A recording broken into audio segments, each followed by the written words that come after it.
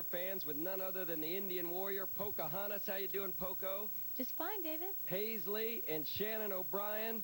Paisley, boy, you look like you've got some new attire on. You like it, Dave? I've got my new cape, new uniform, and new boots. New boots, spanking new boots. Let's see those soles. Boy, they're a little rough. They haven't even been worn yet. No, David, they haven't. I can't wait to break them in. And Shannon O'Brien, you're in a big tag team match next week. That's right. I'm going to be reunited with my good friend Polynesian Princess out there against the Thrill Seekers. And Thrill Seekers, those mirrors aren't going to do you much good after our match. I've been training hard, wrestling with my knee tightly wrapped for the last month, and this is the first time I'm going to go full force on it. That's right. Your knee injured at the hands of the terrorist, and this is a great chance for you fans to see Shannon and Polynesian Princess, whom have great reason to go in there with full force against Sasha and Palializar, the Syrian terrorist. And Paisley, you're going to be in some great action. I can't believe this. Pocohontas, did you help her pick all this out? No, David. Paisley's got great taste on her own. So, Paisley, did you get all this in San Francisco? Yes, Dave, I did, in the Haight-Ashbury region of San Francisco. Well, Pocahontas, is that right? That's right. Pocahontas, you're going to be in there with some great matches. Obviously, you've been off perfecting the Indian deathlock. Yes, I have, and I feel sorry for whoever I get in the ring with. Now, that deathlock, if you don't get your foot hooked behind their leg, there's a chance that they could get out of the hold. They're able to move to the ropes or roll over. So the object is to get them hooked. Is it your goal to wear them down prior to putting the deathlock on? Yeah, I'd like to wear them down as much as I could. I don't want to break the leg because I'm not into that. I'd really just like to injure them, but if I have to, I would try and break it. Well, you always have a submission because no one wants their leg broken. Referee Bill Holtum, also Bill Beach, the other official referees from the WWA with the state athletic sanction matches are always there. They don't want to have that accident also occur. No, I'm sure they don't. That kind of thing isn't necessary, I feel, but, you know, you do what you have to when you're in there. Pocahontas fans, Paisley and Shannon O'Brien, we'll be back in a moment. You, one of the favorites in the WWA, and especially a favorite of all you fans watching down in Georgia, none other than the Georgia Peach, Bambi. Bambi, how you doing today? I'm fine, David. Well, thanks for joining me. You have an interesting story in the fact that you always wanted to become a lady professional wrestler. Could you enlighten the fans with that? Well, ever since I was about 9 years old, me and my father used to go to the matches, and I'd sit there at ringside, and I'd say that's what I wanted to be. And we'd always go to the matches, and it just intrigued me how people got up there and fought, and that's what I've always wanted to be. Now, you went to the matches down in Georgia. How many nights a week did they have the matches?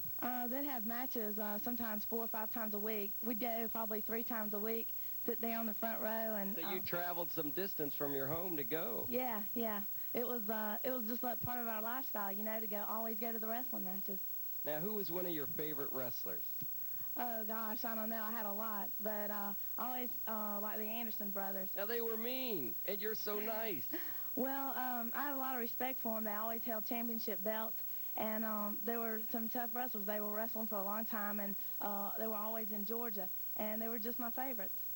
Well, Bambi, you've been in wrestling now for years, I'll say, because you've enjoyed it since you were a youngster, and you have some glory that you're not wasting time and sitting around praising yourself, and that is you were the winner of that big cash prize when you beat Queen Kong in the arm wrestling match. That's exactly right. Queen Kong, she was a big lady. She was over 6 foot tall, over 250 pounds. I think she thought it was going to be an easy task to beat me, but I showed her that, you know, with a fan support, you can do anything you want to do. And I put her arm down. I won the $5,000, and I put out a wrestling. I don't see Queen Kong hanging around talking about she wants a piece of Bambi anymore. That's exactly right. And Bambi, the fans were glad you did it, but you have to draw your attention now to the likes of none other than Luna, Palializar, also none other than Peggy Lee Leather. That's right. Peggy Lee Leathers. She's from Atlanta, Georgia, and I have a lot of respect for her. She's a good wrestler. She's been wrestling a long time, over 5 years. I'm going to have to get in the ring with her. She's a big lady, but I think I can do it. If I can, I've, you know, went around a lot of people. If I can put down Queen Kong, I got a lot of confidence that I can put down Peggy Lee Leathers. Fantastic.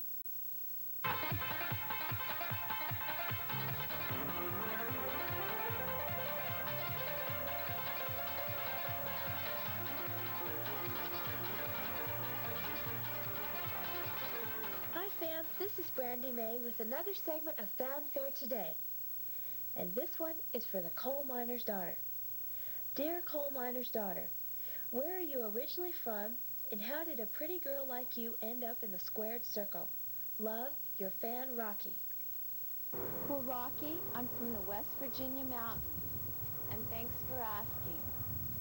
The way I got into wrestling is through my cousin Brandi Mae. She went to Los Angeles, and she was doing acting there and modeling and wrestling as well. And I decided that I wanted to do the same.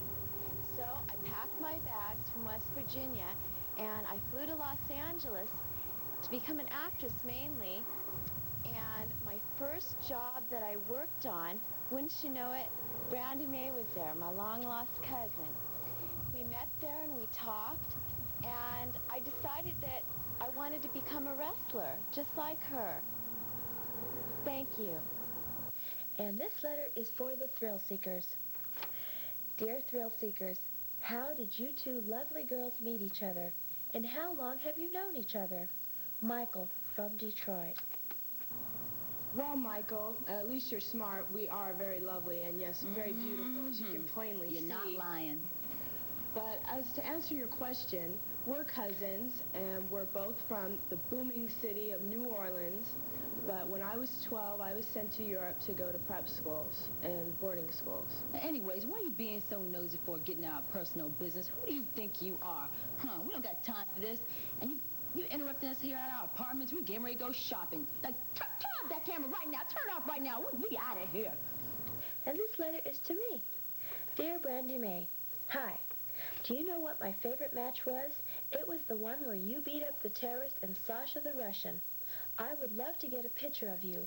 I really like the way you wrestle. You sure are good. Good luck always. Love, Jenny Owens. There's Jenny. Pretty cute girl, huh? Well, Jenny, thank you very much for the picture and the letter. And as far as Sasha the terrorist go, that was a very grueling match, but it was well worth it. I loved giving those two a good run for their money, country style. It was a lot of fun.